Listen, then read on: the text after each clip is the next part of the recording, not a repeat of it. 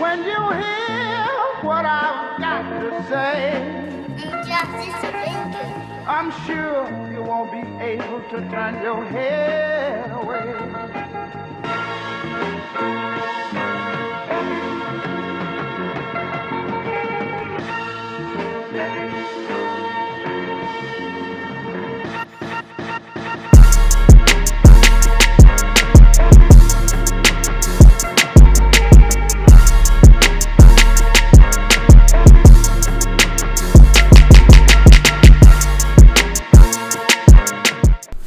We back with another episode of The Concrete, episode 57. Another special guest, man, from Chester, PA. Our guy from CMP, Mr. P himself. Appreciate you coming on, my guy. Man, no doubt, bro. I got you. Appreciate it coming on. Yeah. So, if I didn't introduce you well enough, let the people know who you are, what you do. Jean-Pierre Brice. I'm the owner and founder of CMP Radio.net. A community optimist. Just support, man. Support the community. Support everybody and everything they're trying to do. Just trying to get things to grow. Right. So I always like to start the podcast off with an icebreaker. Mm-hmm. We know each other, but I would like to ask you these questions. Like, you're a person that's real heavy in the community. Like, absolutely. Like, if you could like get granted 3 wishes, like, and the 3 wishes could only help the community. You could take away something, you can only add something. 3 things. 3 things? Shit. I don't want to take away anything. I think everything our community does, you feel me, even down to the arguments, it gives you growth to understand how a person feels, right? So, for me, it's one big thing, man. We need a community center. We need 2 of them, right? One on the west side, one on the east side. And inside this community center is space for everybody to grow, right? It's a podcast area, so podcasts can come through, have space, have equipment already there to just go ahead and record their thing and roll out. Right. A pool. We need a pool. We need Olympic-sized swimming pools, bro. Not just a pool for the summertime. We need a pool year-round. Teach swimming. The sport. Right? Teach lifeguarding, CPR training, basketball courts. You feel me? We just need opportunity to grow, man. Like, cause we're underneath of so much, man. So much pain, so much trauma, so much neglect. Right? We need to start paying attention to the people that are next to us and behind us, man. The youth behind us is watching us, and if they're watching us fight, argue, scream, and holler at each other, what are they gonna do? Same thing. Right? That's it. But they're taking it to a whole nother level. Yeah, killing each other, right. Shooting each So other. we can't continue to blame the kids when they're watching us. Right. Like, that's about it, man. Like, they was deep. Like, that's why I wanted to ask you that, because I know, like, you're a person that's heavy in the community, and I know if you had the power to do what you wanted to do, like, that's why it was interesting to me. Absolutely. So, as far as, like, where you grew up in Chester, like, where you from in Chester? Oh, man. Like, so, I spent most of my early childhood on the west side, Jeffrey Street, 3rd and Jeffrey. Okay. I was down there until I was around like 10, I think 1990, and then my parents got a house on Houston Street. And I lived on Houston Street for about 2 years, and we moved to East 21st Street. So I was on East 21st Street for about 10 years. So, but majority of my childhood, my upbringing was done on the west side. But I bang out with 21st through 24th. You know, I mess with them, Maddie Block. You feel me? They my youngins. You feel me? I love them. But yeah. I say I'm from everywhere, bro. There's nowhere in the city I can't go. That's good. You I feel me? like I'm one of those type of people too. Like, I ain't really, like, everybody know where I'm from, but I ain't one of those people. Right. So, as far as you growing up, you grew up in a small household, big household. How was it growing up? In my immediate family was my mother, my father, my sister, and me. My father died when I was 12, right? So automatically I ran outside to the street. You feel me? Just trying to earn my stripes, trying to be a man. Maybe I made the wrong choices a couple times, right? And I understand that now. But my family was pretty big, man, when I was coming up. You know, my grandmother, my 2 aunts, my father's side of the family is huge. My grandfather had 8 kids. 3 sons, 5 daughters. My grandmother had 3 daughters. So I have a host of cousins everywhere, man, everywhere. So shout out to everybody, man. I love y'all. And just like you said, I think a lot of people can relate to that. Like, a lot of people come from big families, but even though in this city, it don't matter how big your family is. Just like you said, you got caught up in the thing. So how was it growing up in Chester, having a big family, getting in trouble? Like, how did that affect you, and how did it affect your family? I think I don't really think it affected my family too much because they knew what I was worth. So my father was a Haitian immigrant. He came here at 18. I never knew that. Yeah, him and my mom met in New York, in Brooklyn, New York. Okay. They had me. A little kid got kidnapped, and they just said, "All right, we out of here." Right? Back then, that was a thing. Yeah, that was a thing, right? They left. They came to Chester. My father had to go back to high school. He went back to high school, Chester High, and then he only had to do like night classes or something like that. Then he enrolled into Temple University, went to Temple University, graduated from there, and became a regional sales rep for Philip Morris, right? Mm-hmm. When he died in 1992, so we had a big house, right? 618 East 21st Street, the biggest house on that block, right? It was a major house, right? We bought it. At that time, you think people buy things, they have things for a long time. You got a mortgage, you got to keep up on that mortgage. Right. So, but yeah, we were in that house. When I started running the streets, it was a majority to get my mom's attention. Right. She was dealing with my father's death, hard. Right. He died on her birthday. Right. You feel me? That was someone she always thought would be here. Yeah, you feel me? So she was hurting. My sister was hurting. But when my dad died, he gave me his ring. And he told me, and now I look back at that and I'm like, wow, Dad, like you ask a 12-year-old boy to take care of your wife and your daughter, right? What kind of pressure did that put me on, right? Or and that's why it was always about money for me. Mm-hmm. You feel me? I got to make money.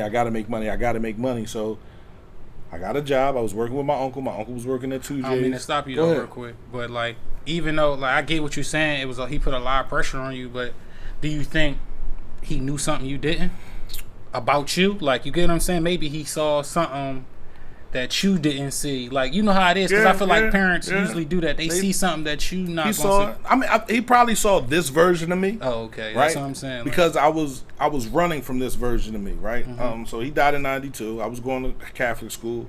I should have went to a Catholic high school, but I didn't. My mom enrolled me into Chester Academy. The academy was still open. I was there. I got kicked out of there, right, for hanging with people and doing the wrong things. Then I went to Chester High. Now, Chester High was different. My name is Jean-Pierre, right? Like, for those that don't know, when you right? say it like that, right, yeah. Jean-Pierre, you feel me? So I done had the nicknames city, Pissy Pierre, you feel me? To, my full name is Jean-Pierre Brice. Right, shout out to Jermaine Harper, bro, because Jean-Pierre Burning Rice, right? We always, man, it was heavy. But for me, I was new because I wasn't allowed out. People knew of me, but they didn't know me. Yeah, but the name of the face. So going into Chester High was hard, man, because a lot of people didn't know who I was. You feel me? I didn't know that I had a crazy right hand, so I had to learn that. And my thing was, my father told me he didn't really want me to fight. You feel me? Like, he didn't want me to fight black people. Right. Like, if you're going to fight against something that's holding you back. Right. Why are you wasting time fighting each other, right? Time, So, yeah. I thought everybody was raised that way. You feel me? Why are you fighting? Why are you picking on me? Why are you doing this? So, it took me a couple years to understand. Then I got into my first fight, and I knocked Smooth out, and then it was like, okay, all right, Pierre, that's what you're about. You feel me? Like, so I had to grow into that person. But I grew into that person, and I started running the street, man. I didn't really care about who knew. I didn't want my grandma to know. But she found out, right? And she was disappointed. But, she told me, you have respect no matter what you do. If you're the janitor, have respect, right? And people will give you respect back. Right. So what was your time where you said I had to, like, get out of that? Like, because eventually, like, a lot of people think that lasts forever. Like, it's just a time frame in your life. If you survive it, you survive it. There's on the other side of it. But if you don't, a lot of people don't. So, like, what was that time in it to where it's like you probably had to wake up and be like, yo, I gotta really take this serious. Like, I was upstate. Well, that's the place. That's the place that's supposed to do it. Hey, if that don't do it, bro, you gonna have a lot of those trips. And it was the first time I was ever really, by myself. You feel me? I was looking out the window, and I saw 3 men that I knew from the city of Chester. And actually, it took me back to a time when I was standing by my dad looking out the window because we lived in the Banneker. Mm-hmm. So we lived in the Banneker, and we lived on the 3rd floor, and I was looking out the window, and I said, Dad, can I go outside and play with them? And he said, you know what, son, if you go outside and play with them, you're going to end up upstate with them. Deep. Crazy how I'm looking out the window, and guess who I see? Same two. The same 3. Oh, 3. The same 3, and it just blew me, you feel me? And then I heard my father's voice for the first time. I told you. Dang. When I say I cried, bro, Yeah, I'm talking about times. that. I was in Graterford, like going through whatever they call it, orientation or whatever they put you in. Just got there. Just got there. Oh, I'm so in it a hit that jumpsuit, quick for you, bro. I'm in a jumpsuit. I'm in the jumpsuit sitting there like, man, I can't. I laid on my bunkie. My celly at the time was from New Jersey, so he was like, "Word is born." He would talk like that and stuff like that. He was a cool dude. But I was like, "Yo, celly, you said something," because I heard it, like you speaking to me, like you really thought somebody. I heard it, and I was like, "Celly, you said something." He's like, "Nah, I ain't say nothing, boy. You all right?" I said, "Yeah," and I just kept looking out the window. And he's like, and I heard it again. He was like, "Get your life right, bro. Get your life right." And I said, "Sally, what you back there saying? Stop playing." He was like, "Bro, I didn't say anything. Are you okay?"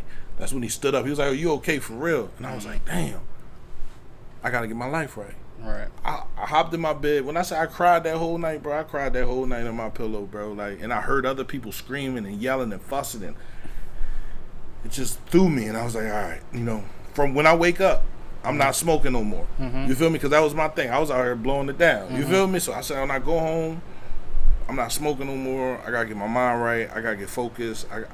I had a dream. I wanted a truck. That's why I've always bought a truck since I've been home. I've recently said I'm not buying no more trucks. But my life went the way it was supposed to. Mm-hmm. Now it's going the way I want it to go.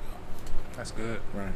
That's good though. Like because a lot of kids need to see that though, especially from here. Like, yeah, you might not. You had people telling you while you was on the street, chill out, right? Absolutely. Like, yo, but slow down. I don't care what they saying. Yeah, you don't care until when you by yourself. You're not getting this money. Right. Like, I didn't really have bills, but I like putting money in my mom's pocketbook. You feel me? I like looking out for the family, my cousins. I like being the man. Right. And I was really, literally the only man in my immediate family. So my grandma had 3 daughters. Out of those 3 daughters, my aunt had 1 daughter. My other aunt had 1 daughter, and then my mom had me and my sister. Wow. So that was it. You feel me? So there wasn't any men in the household. So I had to man up and be the man, right? So that's hard for a young man to come up. You don't know who you are yet, but you know you got to be the man. Right. You feel me? So you don't even know what a man is. Don't even know what a man is. Don't even know how a man talks, how a man walks, how a man looks. You feel me? Like, from example, I had it until I was 12, and my dad put a lot of gems on my table. My problem was he was so mean and strict that I just fuck the table. You ain't receiving the right way. I'm not receiving that. You feel me? So, now I look back and I think about everything he do, and everything I've done over the last 7 years was from hearing him and my uncle talk. When we started Chestorians to get out here and get people to vote, that was him and my uncle. We need to come together. We need to bring the community together. So this is not just a new problem. This is something that was going on when you was growing up. When I was coming up, right? So it was like, oh man, let me get it done. Let me do it, right? So we've done it. It doesn't last because people have other things to do, right? And it intersects with them. Right. So it's like, if you can't just bend a little bit with the intersection and continue to do it, it won't ever happen. Right. So, like, when you came home, like, what's the first thing you did? Because I know you ain't get right into the CMP thing. No. That was 9 years. Right. I came home in 2008. I didn't start CMP until 2017. So I came home. I was trying to find myself.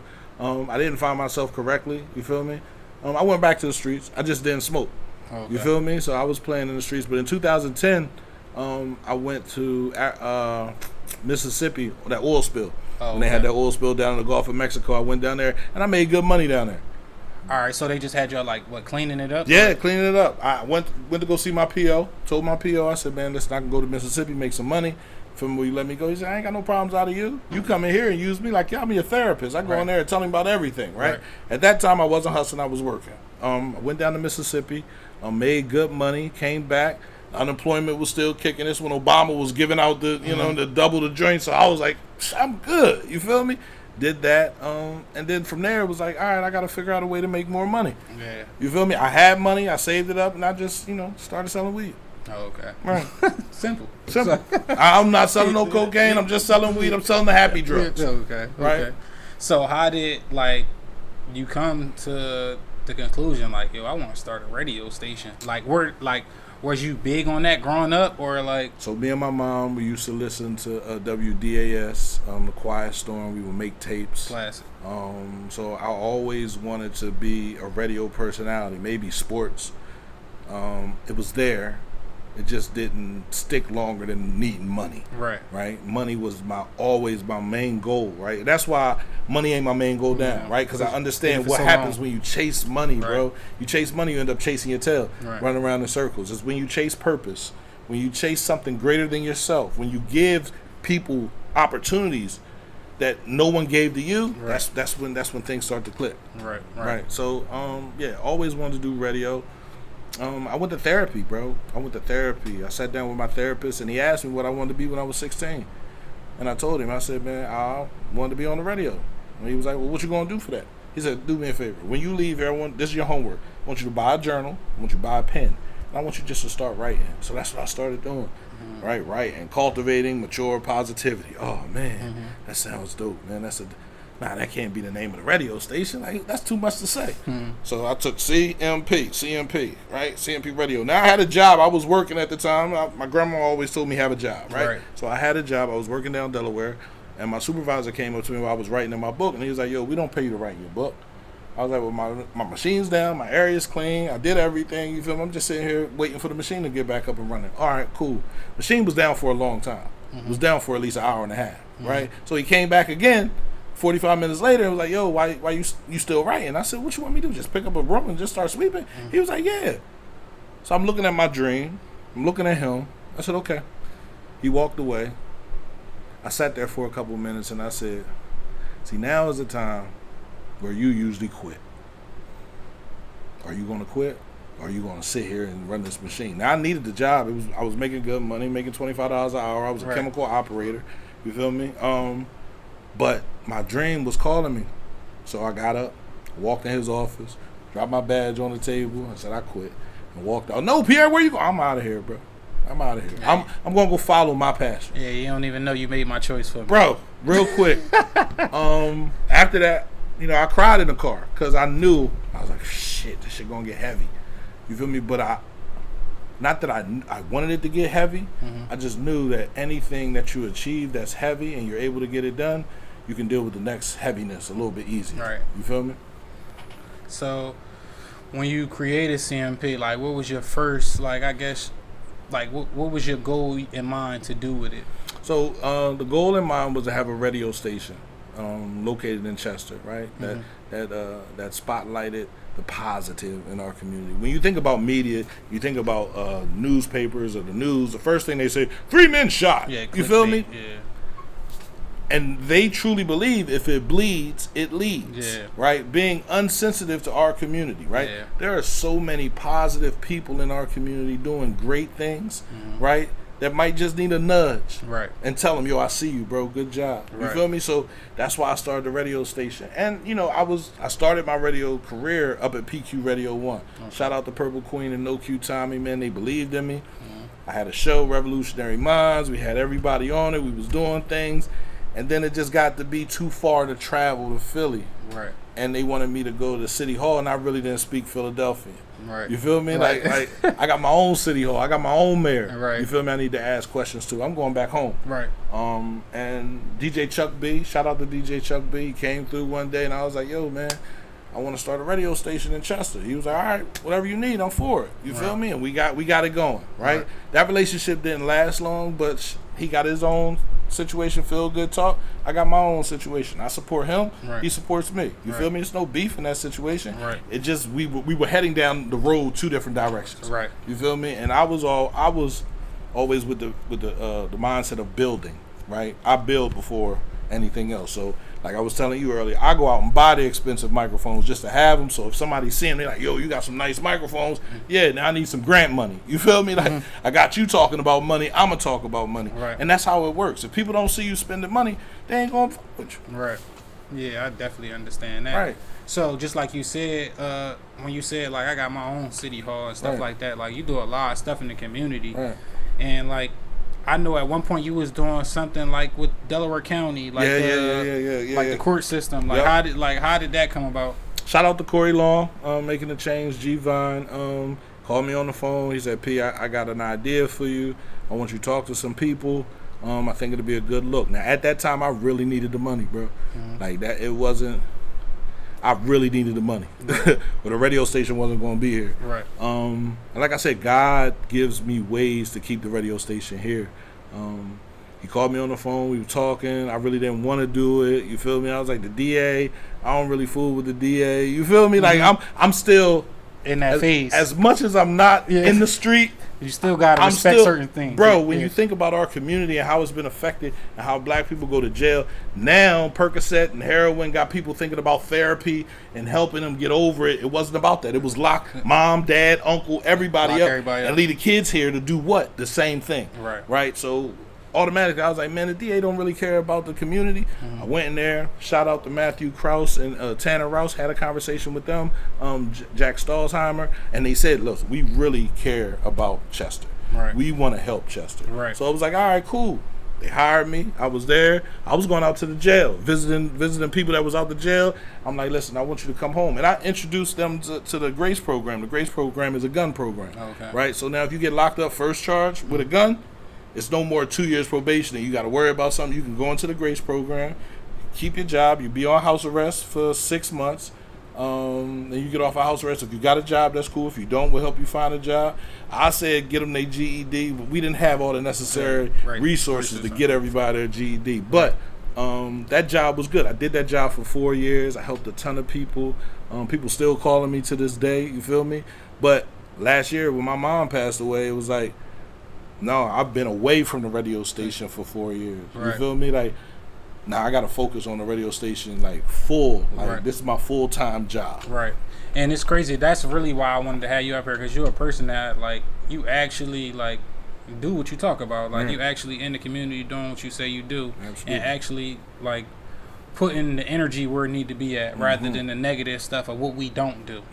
You feel me? Like that's what everybody care about. What we need is what we don't have, but it's stuff that we had that we got support. Right, absolutely. So like in your life, I asked you like what made you change, but what was that time in your life that like I don't know, you probably kinda explained it, but what was that time in your life where you just was like, all right, I don't know how I'm gonna get through this.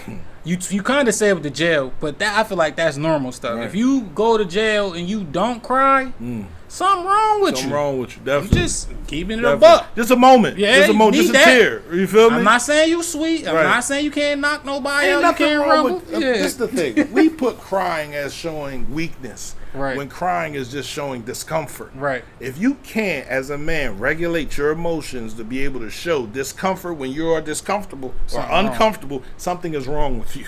Right. So we don't want to continue to push it like, I gotta be a man.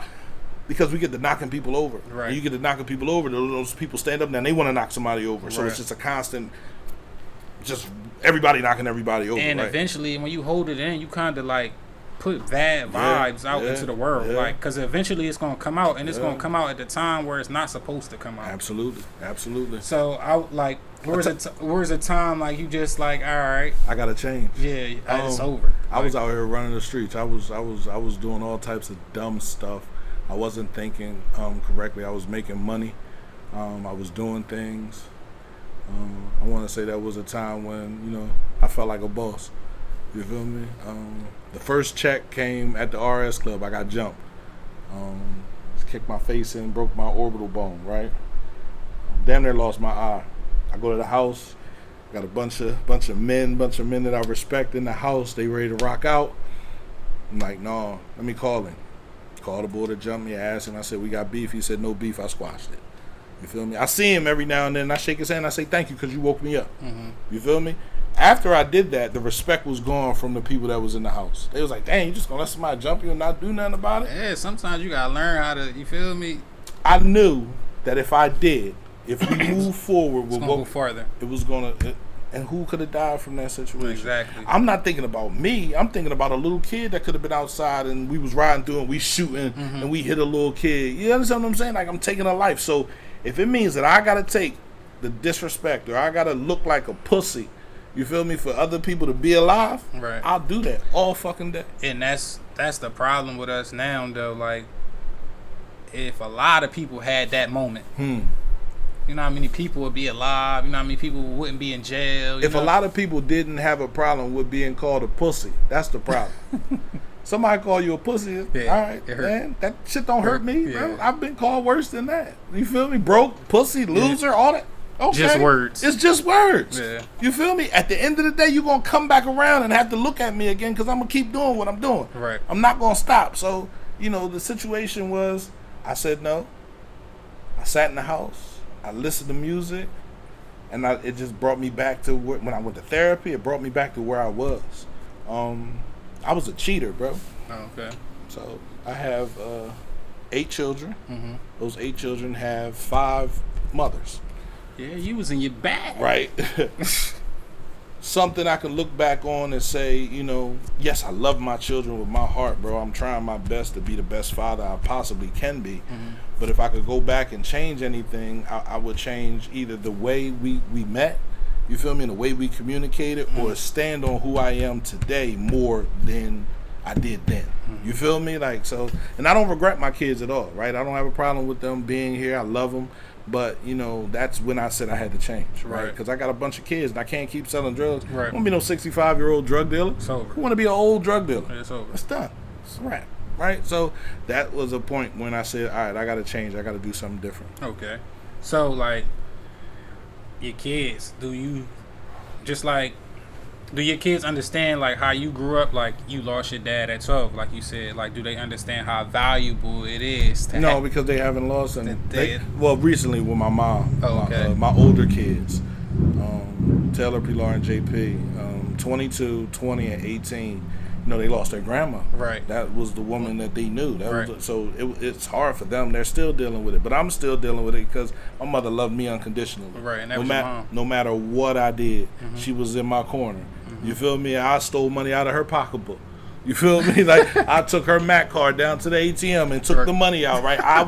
That's the type of kid I was, but she loved me regardless. And she always saved a space for me inside of her heart. And I talked to her the night before she passed away, and I told her, I said, man, I'm going to quit my jobs. And she was like, you know, I'm so proud of you. And I think she had to say that before God could let her go. Right. You feel me? And I kind of wish I never called her. You feel me? Because then she wouldn't have said it. She'll still be here. Right. But, you know, she told me she was proud of me for what I did. She said, I really didn't think you would stick with the radio station past a year. You feel me? But you did. It didn't make you the money that you wanted, but you kept doing it. Right. You kept moving it. You kept calling people out. You kept holding people accountable, as well as every day when I post, I'm holding myself accountable in my post. I'm not holding everybody accountable. I'm saying what I got away with, right, and what the man that I'm growing into, right? And that's hard, bro. Like, for anybody to talk about that and to push it out there, and then you're leaving it there for other people to take and dissect and move around and comment however they want. And guess what? I don't say nothing when somebody says something crazy. All right, that's your comment. That's your experience. That's how you feel. Cool, no problem. But after all of that, it was like I had to change. And like I said, therapy opened my doors, bro. I got to clean up everything that was on the floor. See my dream on the floor? Now, let me pick that up. Man, this dream pretty interesting. Forgot it was there. You feel, because I was chasing money. Yeah. Stop chasing money. It'd be like that sometimes. Right, absolutely. So, like, just like I said, you do a lot of big things in the community, and I know, like, your mom would be proud, and your dad would be proud of what you do. Absolutely. But now you're doing even more in the community. Like, talk about the stuff you're doing now. Well, we have Fusion Fridays. And so originally when we sat down, we was talking about getting the radio station out to the community more. So it's like, all right, let's just go out into the different wards. But I don't want to just show up in an area just to promote the radio station. Right. I want to show up. I want to show up in an area to bring you resources, to bring you opportunities. You feel me? And so to talk about what's in your community that you want to change, what you don't have enough of, what you want to see more of. Right? It was kind of like the first icebreaker question you asked me, the 3 wishes. So I want to go into a community and find out what their 3 wishes are. Right? So we said that, but it's 13 Fridays during the summer months, from June to August. So it was like, damn. And there's 12 wards in the city. So it was like, oh, we can do that. Right. But we can't do that because it costs a lot of money to do. Right? It's a lot of money, a lot of time, you feel me? So I need more volunteers, I need more people, I need resources from the community. I need the community to come out and say they want this. But the original plan was to go into all 12 wards, talk to the ward leaders, talk to the block captains, highlight them in a space where they get to be known in their community so people can go to them and tell them what they need. They got connections with the right people. So when they go back to the meetings with the mayor, they can say, listen, this is what my ward needs. Ward 1, Section 8 needs this. Ward 8, Section B needs this. You feel me? Like, and just break it down like that. And that will help the community understand how powerful they are. Right. Because I want people to understand, man, a community is only as powerful as they believe they are. If you don't think you got any power, you ain't never going to have it. Right. You feel me? So you got to get to moving things. We move things. We change things. We initiate things. We got to understand how powerful we are. Right, right. So, like, you do a lot of things, but, like, I know you've been out here doing your thing for a while. Right. You, like, what's left on your bucket list as far as, like, what you got planned for the next 4 or 5 years? Because you already have done a lot. You've seen a lot. You've been through a lot. But, like, what's the next 4 or 5 years for you? Like, what do you want? The next 4 or 5 years, I want it to be peaceful. I want my community to come together, to grow. Whenever I think of dreams for myself, I've already done everything, bro. Mm-hmm. You feel me? I've had it. I've had the cars. I've had the money. I've had the old school. I've done these things. Right. Now, I just want to share inspiration, motivation with people. I want people to understand that you can be at the bottom end of the darkest place you've ever been in life and stand the fuck up and see nothing but light. Right. You feel me? I want people to believe in themselves, to push themselves, to support everybody. I love what you're doing here. You feel me? Like, so I hit you up and said, yo, I need to come through. You feel me? Like, because if we don't use the skill sets that we have, our neighbors' skill sets, then we lose them. Right. You feel me? It's like 40-year-old virgin. If you don't use it, you lose it. Right. You feel me? Like, and that's the problem. We're not using everything, and then people forget that they're important. People forget that they good with a camera. People forget that they good on a microphone, and people fall back into doing regular jobs. Right. And then you're like, damn, 15, 30 years later, you looking out the window, looking at somebody doing the same thing, and you're hating. Right. Because you forgot about it. Right. And you allowed yourself to forget about it. So I don't want nobody that's coming, and it's not, I'm going to say this, and I'm not saying it to say people are coming up underneath of me. I don't want nobody that's coming up underneath of me, you feel me, to ever forget about the talent that they have. Right. You feel me? I want y'all to sprout past me. Right. You feel me? So I'm giving shade. Right. I'm not sitting there like blocking y'all. Here, go. Yo, that's your spot. That's your spot. I'm staying in my lane. Right. You feel me? As a radio station, as a radio station host, as a show host, Let's Love Again, you feel me? Like, when I do that show, I'm talking to the community, bro. I'm not talking to a particular person. I'm talking to everybody inside the community. Let's come together. Let's love again. Let's talk to each other. Let's communicate. Let's understand that everybody has something they're going through. Everybody's dealing with life differently. And if you're dealing with life and I'm dealing with life, why I got an attitude with you? Because you dealing with life. Right. Or because life got me messed up. Right. So, just support, bro. Support. Right. But I always like to ask this question at the end, but I think you honestly, like, you explained everything. Like, for as like, I was going to ask you, like, what would you tell the kids? But you, like, basically in your answer right there, you gave them everything. But if you have anything else you think the kids should know, or like any gems you want to give them right now, especially in the podcast field, the radio field, like, what type of information would you give them? Remain consistent, right? Things pop up, things change. Your dream is your dream. If you got to tell your homies you can't go out because you got to do something for your dream, do it. You'll have time to go out later. I tell my son every day, bro, like, if you want something, you got to work for it. And you got to sweat for it. Right. Sweat equity. You wanted to be fat, you wanted to make money, you wanted to be able to do things for you, you got to put energy into it. If you're not putting any energy into it, it's going to always remain where it's at right now. And that's frustrating. Right? Because it's taking time from you, and it's taking money from you. If you're investing in your dream, bro, it's definitely going to take some money from you. Right. It's definitely going to strip you. That's why I tell people, man, just keep on pushing, man. Don't stop. If you feel like it's getting heavy, reach out to me, man. Call me, man. 484-802-2383. Wait, hold up. You didn't put your old number on Yeah, this go joint. ahead. Y'all make sure y'all use it wisely. All right. Listen, I got people that call me all the time, man. Say they going through something. I'm trying to put a men's group together to help men understand that everybody's dealing with life, bro. Right. Everybody. There ain't a person out here that don't deal with life on a regular basis. Right. You can't afford this. You can't do this. You can't save this. Right. But if you get frustrated and mad, then you can't do any of that stuff. Right. You feel me? So just have a good attitude, have a good energy, give blessings, give grace, and be thankful, man, grateful that God woke you up this morning. Right. And it's for a reason. It's not just to sit around and have an attitude. Right. So, man, appreciate you coming on. No doubt, bro. Let the people know where they can find you at. Yeah, man. CMPRadio.net, CMPRadioFoundation.org, CMPRadio.net on Facebook, CMP Radio on YouTube, man. Like and subscribe, man. Like and subscribe to this show, man. Yeah. If you like it. If you subscribe. Listen, man. And support my man. He got T-shirts for sale, bro. Yeah. Like, T-shirts for sale. Make sure y'all cop up on the concrete tees, man. Yeah, man. Just grab one, man. You'll see me in it. I'll take a picture in it, man. It's dope, man. Right.